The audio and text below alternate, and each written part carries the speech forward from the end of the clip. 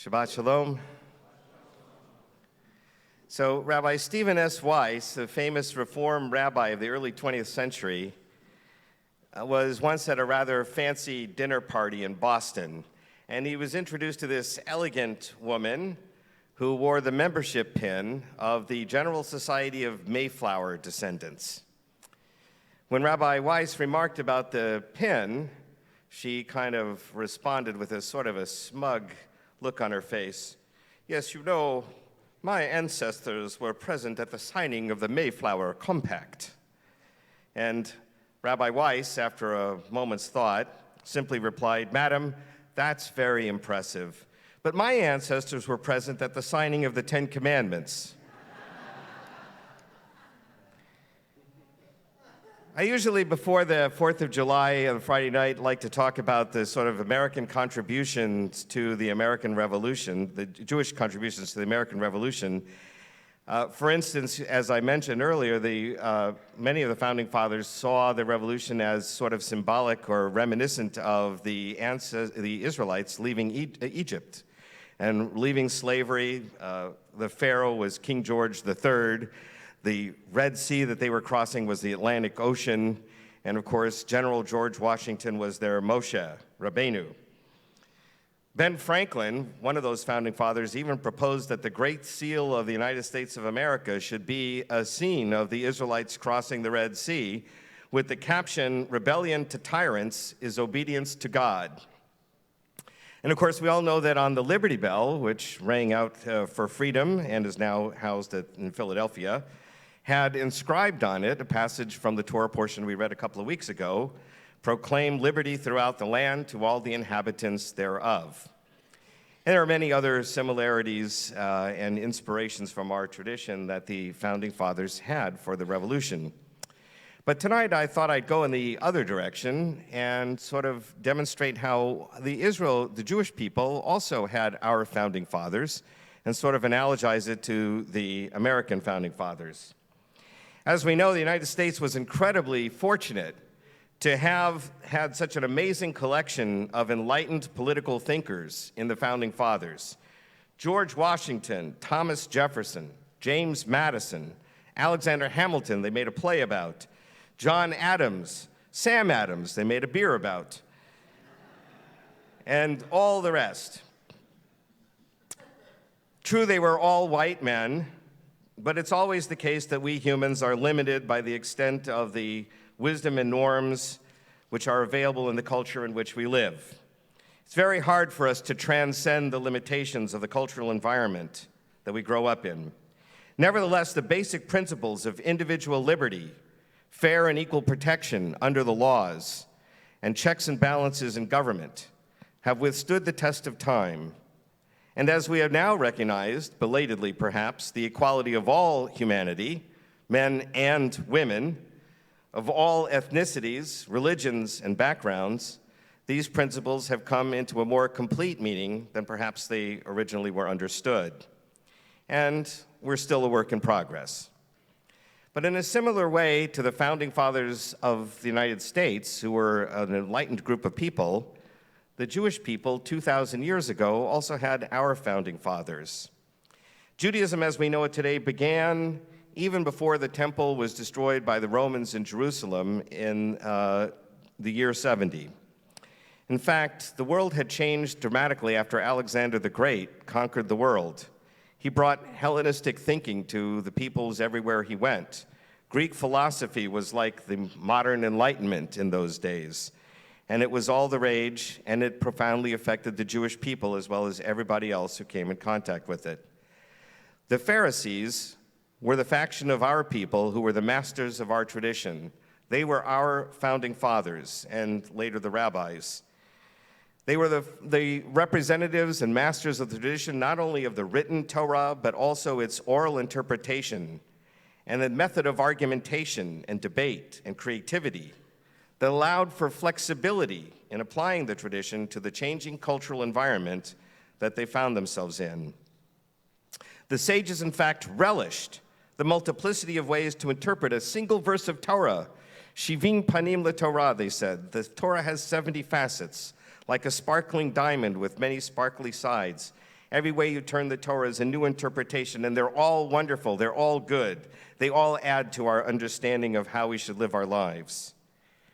And in their interpretations, they read the Bible and they said, an eye for an eye, a hand for a hand, foot for foot.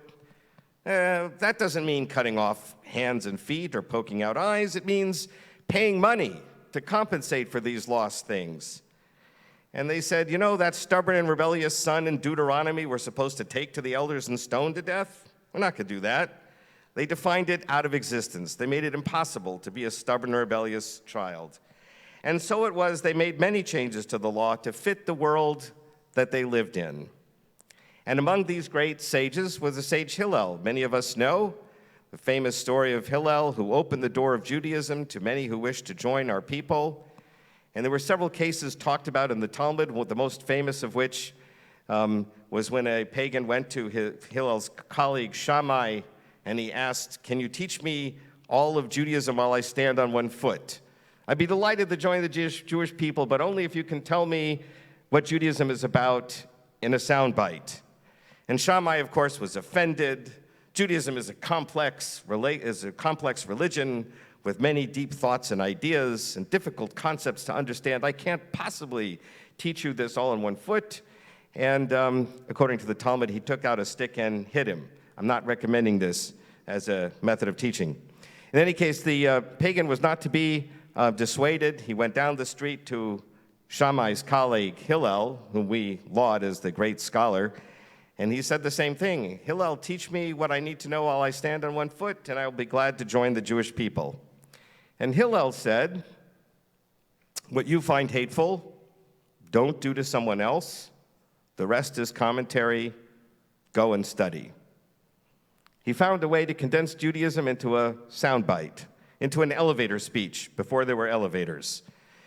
He told him what he needed to know, and he said, "Join us and continue to learn," because that's what all Jews do. We continue to learn and grow. And so he was very open-minded, much more open-minded and understanding, compassionate than Shammai. He was one of our great founding fathers. And of course, he gave us the other really important saying that almost everybody knows in the Jewish world: "If I am not for myself, who will be for me? But if I'm only for myself, what am I? And if not now, when?" A great sage, Hillel. Another one of our founding fathers was Yochanan ben Zakkai, who saw the destruction of the temple in Jerusalem. Not only did he see it, he had to escape from it. He brought many of his students with him so that they could continue studying after the city fell.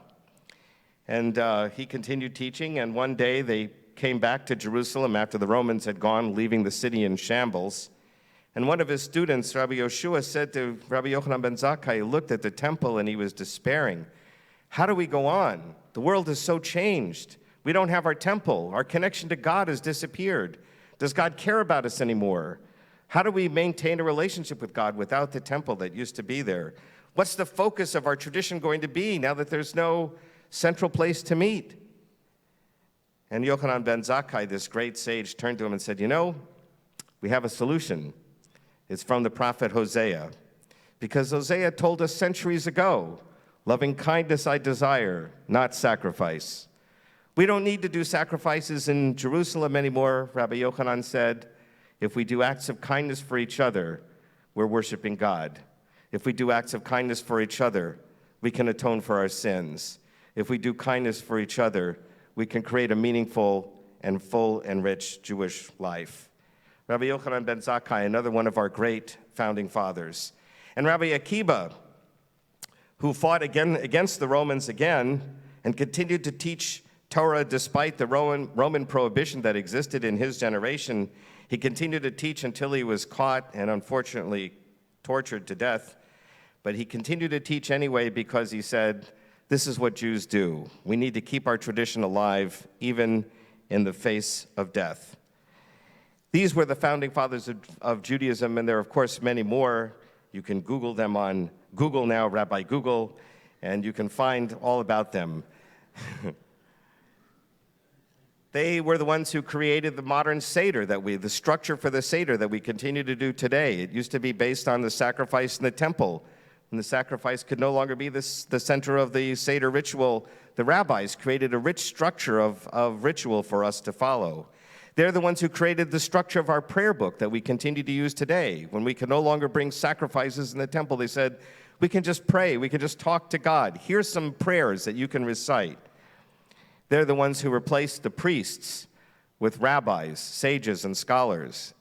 Priests, you had to be born into the family in order to be a priest. Rabbi, be anybody. Anybody who learns the tradition can become a teacher. They're the ones who transformed Judaism into the world that we have today. And we had a collection of several dozen of these founding fathers of Judaism that we should be grateful for today. So our ancestors were, so to speak, as Rabbi Stephen S. Wise said, we were there at the signing of the Ten Commandments 3,200 years ago, and we have given the Western world the Bible and the faith that there is only one God who created an organized, scientific world that's not chaotic, but rather is highly structured and understandable. We gave the world the idea that God created humans in his image in order to be God's agents in making the world more fair and just and compassionate and honest and kind. And our story, the story of the Exodus from Egypt, inspired even some of the founding fathers of the United States to revolt against King George III. So this July 4th, let's celebrate the freedom we enjoy here in the United States, but let's also celebrate our Jewish founding fathers, who in many ways created the foundational principles upon which this nation was built. Shabbat Shalom.